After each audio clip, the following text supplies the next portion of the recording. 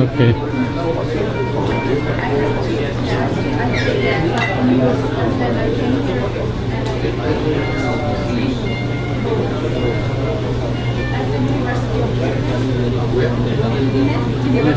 Yeah. Both of them, yeah. And then I need Now, why do you have two different masters? What are they?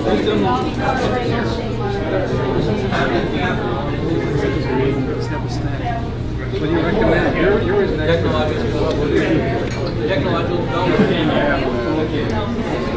By a prospect, everything. Real questions about managers who exploit the resources.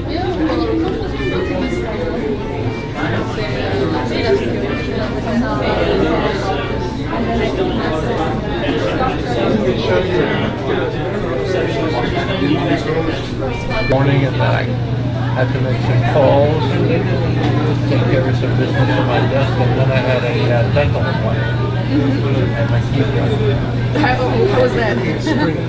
Everything is good? It's quite steady. Good. Quite steady right now. So where are you from originally? Korea? China. I will get one. In China before you were born. I was in China at the end of the Cultural Revolution. Long story. Yes. I was in China when there were no high-rise in Beijing. Only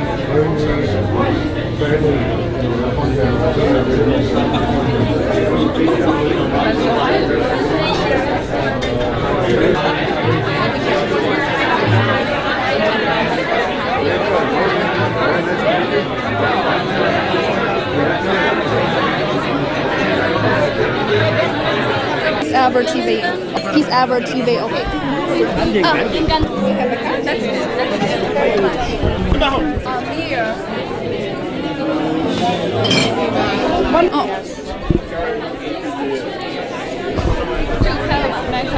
He's my better half, and he supports women, and that's why I love you. You are amazing. Anything you need, I will be there for you. My name is Yuan. We are the Peace Ever TV of. So congratulations on your election of the president. And sorry. Yes. So I know you are the fourth lady to hold this position in the world. So can you share some thoughts to the woman society and the woman growth? Well, for me, it's a privilege and an honor to be the fourth woman in 73 years of history of the United Nations, and to be the first Latin American and Caribbean woman in taking over this huge responsibility. It's an honor, it's a privilege, but it's a big responsibility because we need to deliver. We need to make the UN more relevant to people, to bring the organization closer to the real needs of people, and to bring people closer to the United Nations. So this year ahead is going to be extremely busy, but I hope that we will really deliver and make the organization more efficient and more adapted to the times that we're living in, and to strengthen multilateralism. Thank you. And as we know, you are the very talented position as well as the poet. So I'm curious, do you have get any inspirations from your poet identity for your politician identity? Well, I think the inspiration is the women that struggle every day for their political positions, for keeping their families, for producing the food, for ensuring the livelihoods of all of us. So they are my inspiration, women and girls around the world. President.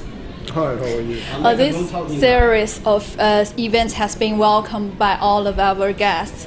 So can you say something about this event?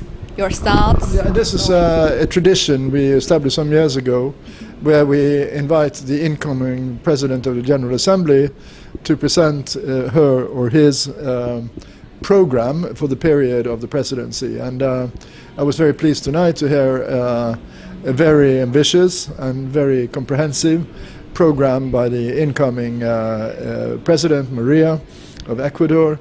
So this is a good opportunity to present such a program to not only the membership but also to civil society and NGOs who are important for the functioning of the United Nations and is needed in order to implement such an ambitious program. Okay, thank you. And could you introduce your program, your organizations to all of our audience? The International Peace Institute, IPI, we are a non-profit organization, and we are independent but de facto the UN's think tank. So we are making policy studies on basically every single issue which is on the UN agenda, but we are also a massive events organization. So we have about 130 events here in New York on an annual basis, and we are also have sub-offices in Vienna and in Austria and in Manama, Bahrain, working in the Middle East and North Africa, and the Vienna office is covering Central Asia and Europe. So working with also other multilateral organizations. And we would like to learn your missions of your organization. I mean, we are working on all issues pertaining to international peace and security. That's perfect. Thank Okay? you. Okay, Thank you. Good evening. I'm Roxanne Harris from the Center of United Nations Global Governance Studies, Seton Hall University, South Orange, New Jersey.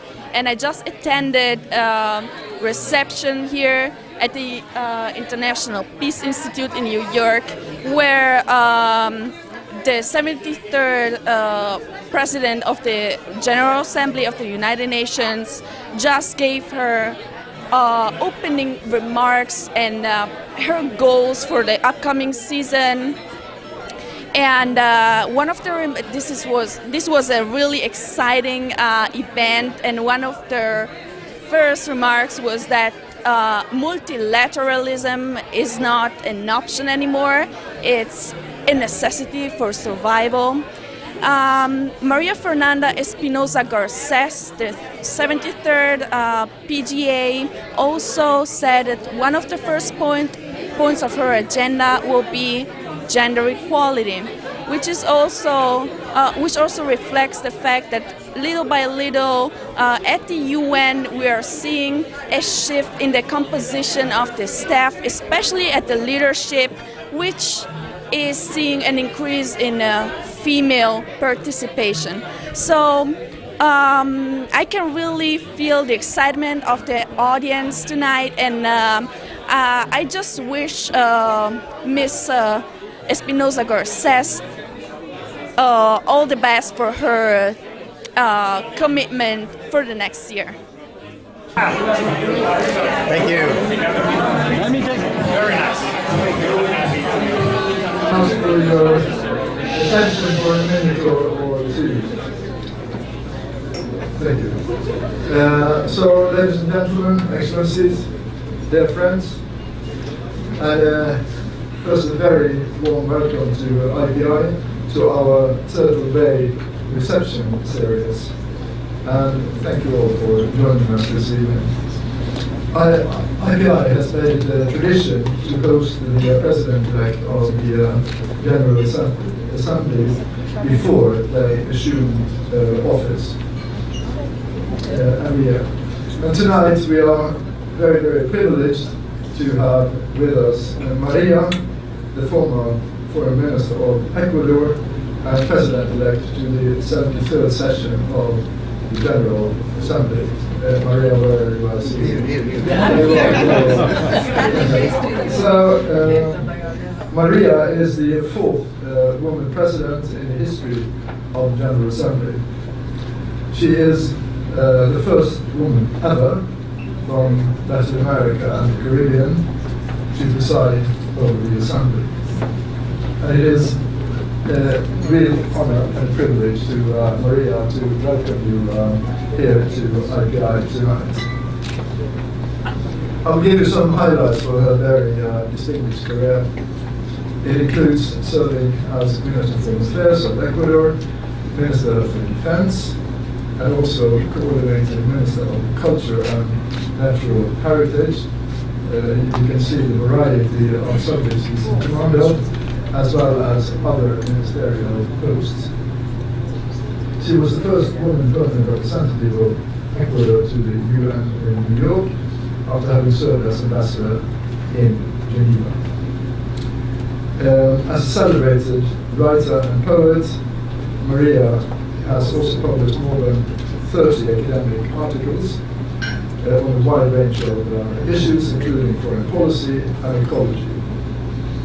She will preside over a session that has great potential to realize reform and progress for the future of the United Nations. The 2017 and 2018 sessions made progress on moving forward the resolutions of peace building and sustaining peace, as well as engaging the private sector and not the least civil society to create stronger public-private partnerships and support for the 2030 agenda. The 73rd session of General Assembly is now well positioned to build upon the current PGA's achievements, which were formidable, and to continue the momentum for positive change, working towards achieving sustainable peace. So Maria, IPI and I look very much forward to work with you in close cooperation, also with your office, and on issues relating to the achievement of sustainable peace. In particular, we look forward to working together to strengthen the case for multilateral cooperation and to identify new ways to connect work at the local level to decision making here in New York. So we hope to see IPI ourselves as a partner for helping you and for helping member states to achieve your objectives. So Maria, with these words, you have the floor.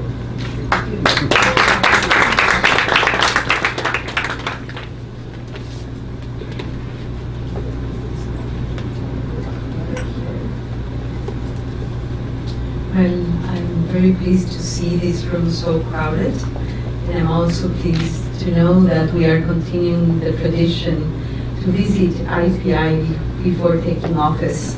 So thank you very much, President Rod Larson, Excellencies, ladies and gentlemen. Indeed, it is truly an honor to be here tonight.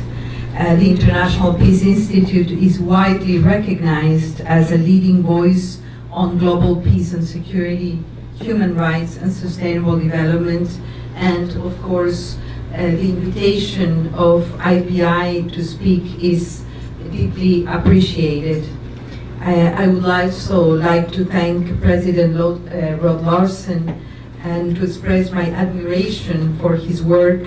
President Larson, the commitment, conviction and principles you have demonstrated on peace and security, both when you were here in government or the United Nations, are clear and appreciated by many, and I thank you for that, Mr. President. Dear friends, I wish to make 3 points this evening. First, on the status of multilateralism. Even in the face of headwinds, I believe it remains the only tried and trusted means by which peace and prosperity can be secured. Second, I would argue that a revitalized United Nations with a dynamic and reliable General Assembly is central to maintaining and strengthening multilateralism. The goals and priorities of my presidency are intended to reinforce this. And thirdly and finally, that leadership and courage of conviction are necessary if we are to take the steps that are needed. Here, I will outline for you how I hope we can dare to do better. On the first point, multilateralism is not an option, but a necessity for survival. In the 70th plus years of UN history has taught us anything, these 70 plus years has taught us anything, is that we are better and better off together.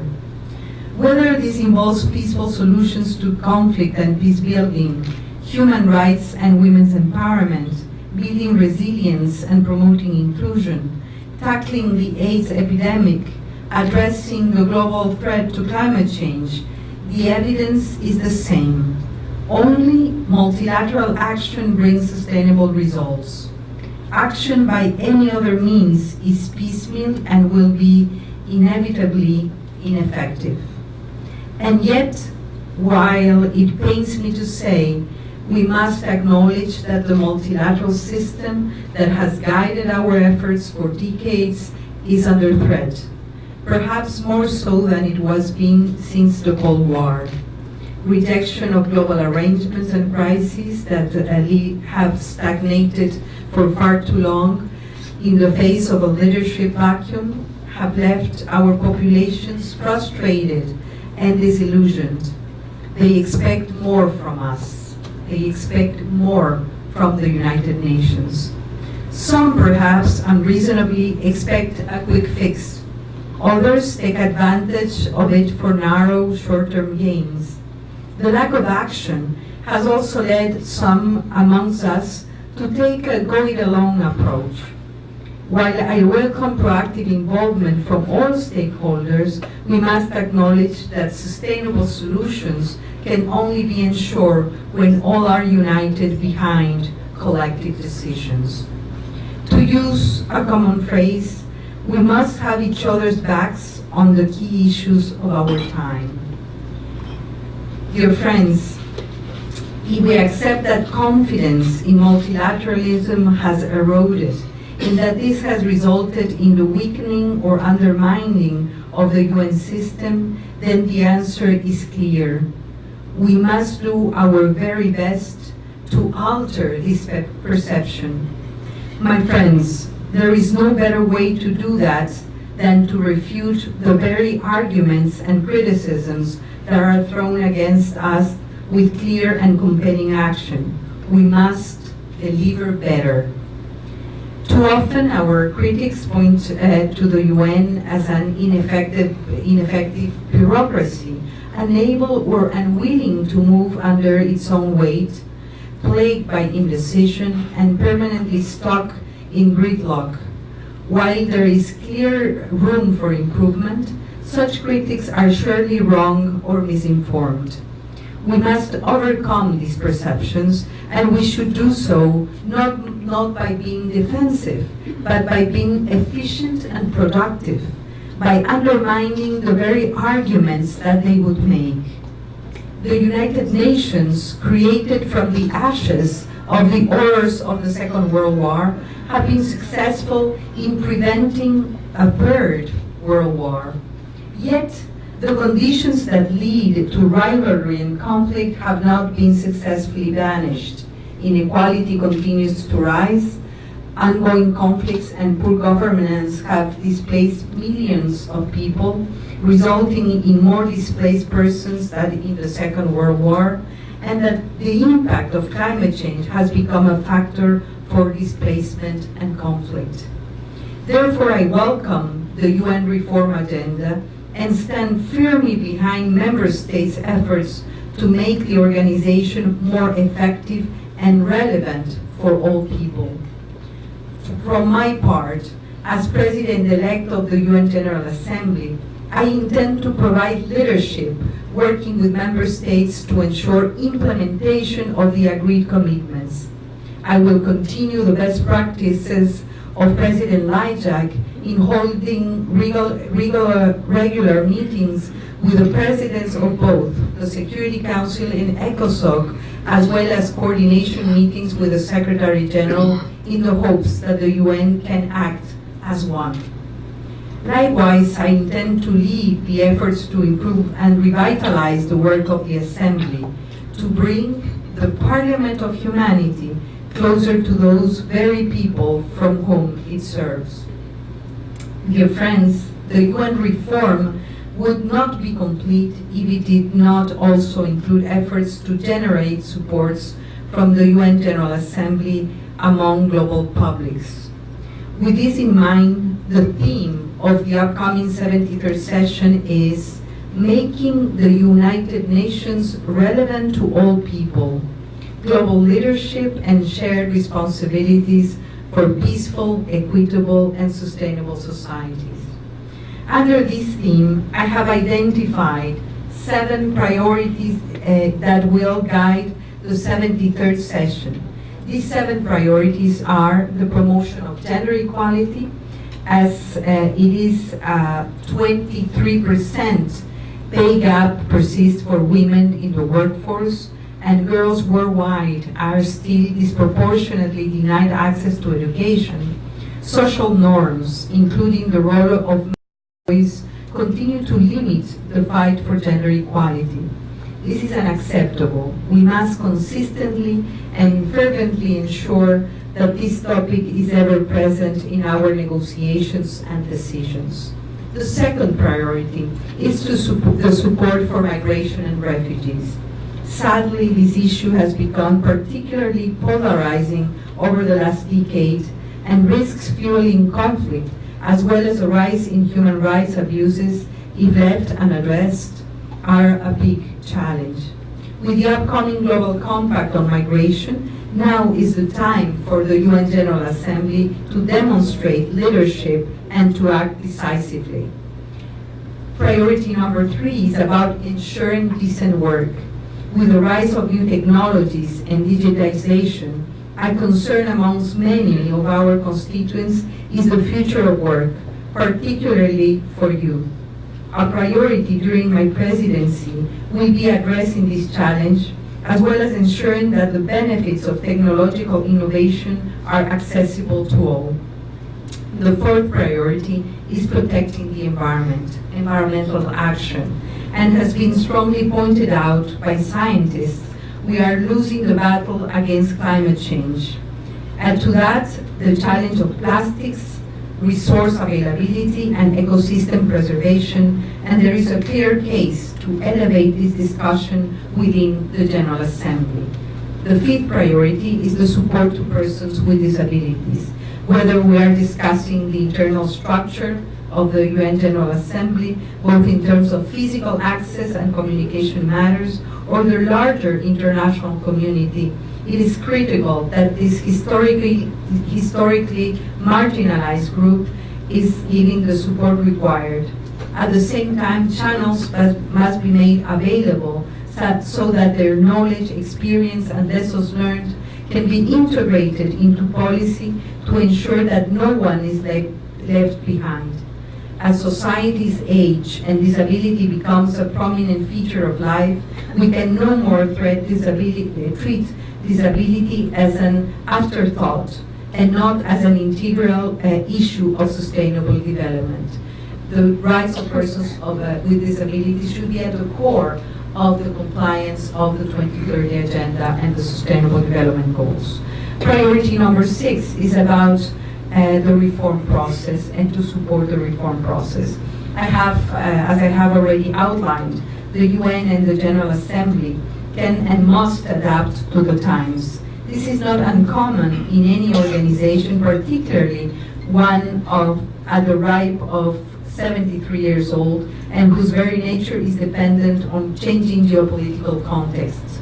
Trust that I am aware of the immensity of the tasks and ambitions that I have outlined, and will be working closely with member states and with the Secretary General on the full range of issues that we would be addressing over the coming months, including the high-level meetings and conferences on global health, climate change, South-South cooperation, and the preparation for the 4-year review process of the implementation of Agenda 2030.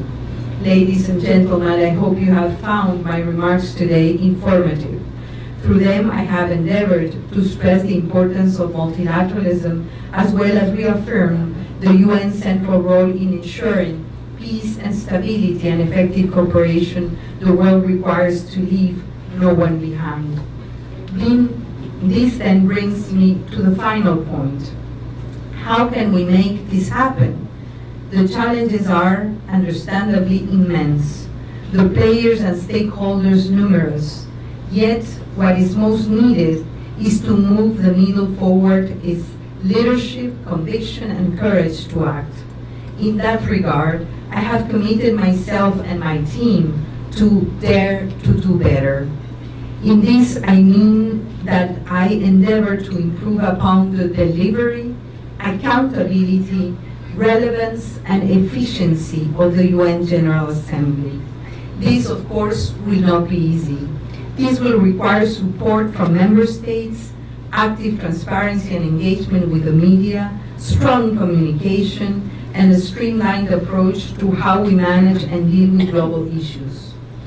Please take this as a call to action to all member states, to delegates, to staff, to support teams, as well to all stakeholders, including civil society, think tanks like IPI, the private sector, and institutions such as the one that congregates us tonight. Let's us raise the bar on what we can do and change the narrative before it is too late. I hope you will join with us and support our efforts in this regard. And thank you very much for your attention.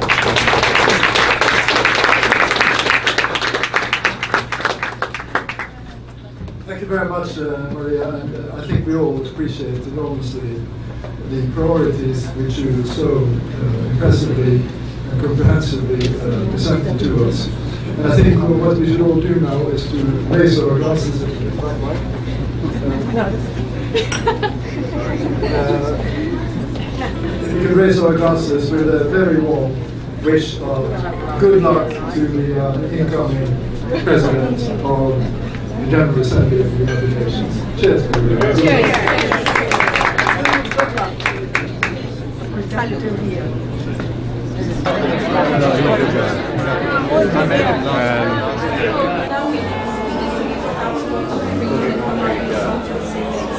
I'll have lunch with the chef de cabinet. Okay. Excellent. So you will have so we have very clear some ideas. Thank you very much again. Thank you. Absolutely. Thank you. But you have to settle down first and put your groups. Thank you very much. It